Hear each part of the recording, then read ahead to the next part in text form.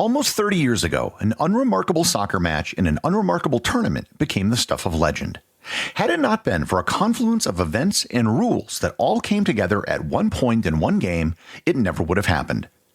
The result was something totally ridiculous that has never happened before or since. Learn more about the 1994 match between Grenada and Barbados and the dumbest game in history on this episode of Everything Everywhere Daily.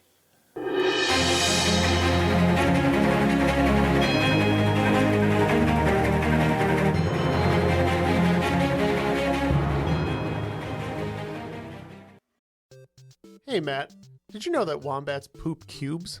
Nope, never heard that before. Did you know the unicorn is the national animal of Scotland, Ken? I didn't know, nor do I care. Neil, did you know that Liechtenstein is the only doubly landlocked country in Europe? Jeff, isn't that an American pop artist? Well, actually, it's both. If you want to learn things like that and more, join us each week on Triviality, a pub trivia-style game show podcast where a lack of seriousness meets a little bit of knowledge. Listen in each week to answer general knowledge trivia alongside exciting guests from around the world.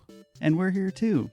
Join us every Tuesday for new hour-long episodes of Triviality, plus tons of extra theme content on everything from The Office and Lord of the Rings to science and geography. And sometimes we even do sports. Find us on all your preferred podcast apps and take part in the fun of playing bar trivia without the need to wear pants. Real mature, Jeff. Forget it, Neil. It's Triviality.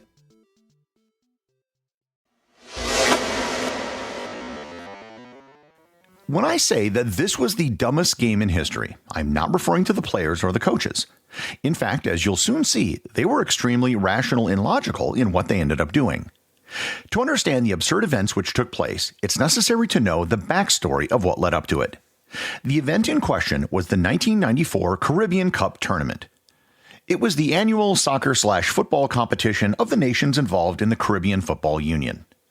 At the time, FIFA, the association that governs international football, was experimenting with rules for their various regional tournaments. For this tournament, they had some unique stipulations. They don't sound strange at first glance, but the implications of the rules turned out to be absurd. The first rule was that there were to be no ties in any of the early stage matches. This is not the norm for FIFA-sanctioned tournaments, but it isn't crazy either. Knockout games never end in ties, so this was just an extension of that. The other unique rule was called the golden goal rule.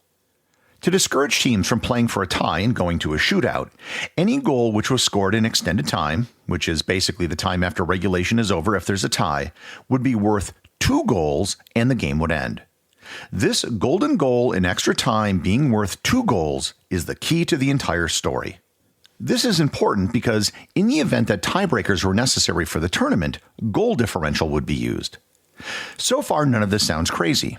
Different, perhaps, but it isn't something that strikes you as off-the-wall bonkers. The lower-ranked teams in the Caribbean Football Union had to earn their way into the main tournament. So to do that, there were 5 different groups. Group 1 consisted of 3 countries, Grenada, Barbados, and Costa Rica. Only one team from the group would advance to the next round. Because there were 3 teams in the group, each team would play every other team. In the first match, Costa Rica beat Barbados by a score of 1-0. In the second match, Grenada beat Costa Rica by a score of 2-0. This set up a final match between Barbados and Grenada. If Grenada won the match, they would advance to the next round. If Barbados beat Grenada, then each team would have 1 win apiece, and the tiebreaker would be goal differential. If there was a tie in goal differential, then the next tiebreaker would be the head-to-head winner of the match.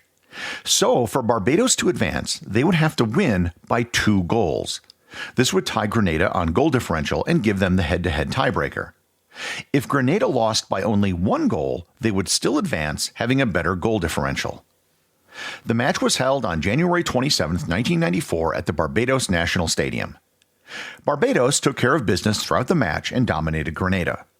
Late in the game, they had the 2-0 lead that they needed to advance to the next round. However, at the 83-minute mark, Grenada scored. As far as Grenada was concerned, even though they were down 2-1, this was as good as a winning goal. For the next 4 minutes, Barbados played aggressively and tried to score again, but had no luck. It was at the 87-minute mark when this match earned the distinction of the dumbest game ever played. Barbados realized, quite correctly, that the odds of them scoring another goal in the last 3 minutes and preventing Grenada from scoring was quite slim. They would win by 1 goal and not qualify for the next round. However, if the game was tied, it would go into extra time, where the golden goal rule would come into play. Barbados would then have 30 minutes where all they had to do was score first. The golden goal rule would give them the win and the 2 goals needed to advance. So at the 87-minute mark, after the goalie and defender kicked the ball to themselves for a while, they scored a goal against themselves. This tied the game at 2-2. Now all they had to do was stall for a few minutes to put the game into extra time. Grenada quickly realized what was happening. If the game was tied, they could lose by 2 goals in overtime. However, if they lost by 1 goal in regular time, they would advance.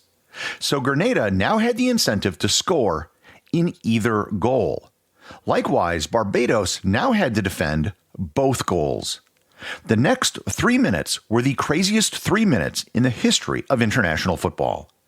Grenada was trying to get the ball into any goal, and Barbados was trying to prevent anything from happening. At the end of regulation time, Barbados managed to hang on, keeping the tie, and the game went into extra time. Now it was just a matter of who scored first. Whoever did would win 4-2. As it turned out, Barbados' bet paid off. Midfielder Trevor Thor scored the winning goal, and Barbados advanced. After the game, Grenada's coach was furious. He told the press, quote, "I feel cheated. The person who came up with these rules must be a candidate for a madhouse. The game should never have been played with so many players running around the field confused. Our players didn't even know what direction to attack, our goal or their goal. I have never seen this happen before. In football, you are supposed to score against the opponents to win, not for them." End quote. He had a point, but the fact is, what Barbados did was perfectly logical within the rules of the tournament. Despite the incredibly bizarre game, it received very little attention when it happened. As it was an early-stage game between 2 low-ranked countries in the Caribbean, nobody really cared. Despite requests to penalize Barbados, FIFA didn't do anything because they said they were playing the optimal strategy to advance in the tournament, which they were. The 2-point golden goal rule was never used again after the 1994 Caribbean Cup for obvious reasons. The game itself sort of became an urban legend in football circles, except for the fact that it really happened. There is some very grainy footage from the match which can still be found on YouTube. The fact that both teams at one point had an incentive to score against themselves was what made this the dumbest game in history. It goes totally against the spirit of any sort of sporting competition. However, what both teams did was perfectly logical given the circumstances that they found themselves in. The real culprit was FIFA, which put in a rule without thinking through the implications. There was a similar, yet quite different situation that happened at the 1982 World Cup. In the last match of the group stage, West Germany was playing Austria. Germany was 1-1 going into the last game in Gijón, Spain. West Germany had previously lost in an upset to Algeria. Austria was 2-0, having beaten Algeria and Chile. Both teams had a +2 goal differential. Algeria was 2-1, having already played their last game before the Germany-Austria match. They had an even goal differential, having beaten Chile and Germany by 1 and losing to Austria by 2. West Germany scored first at the 10-minute mark, and then neither team had anything to play for. If the score remained 1-0, both teams would advance. Neither team wanted to risk a goal being scored against them or risk not advancing, so it wound up being what has been called the most boring 80 minutes in World Cup history. The match has been dubbed the disgrace of Gijón. Again, FIFA didn't penalize either team as both teams played in a way that was optimal for advancing. They did, however, change it so that the last games for each group are now played simultaneously, so no one knows what they need to do before the match starts. I suppose the lesson is that rules can have unintended consequences which weren't considered when the rules were made. Creating a goal worth 2 points in overtime doesn't sound bad at first glance, but it directly resulted in the dumbest game ever played. Everything Everywhere Daily is an Airwave Media podcast. The executive producer is Darcy Adams. The associate producers are Thor, Thomsen, and Peter Bennett.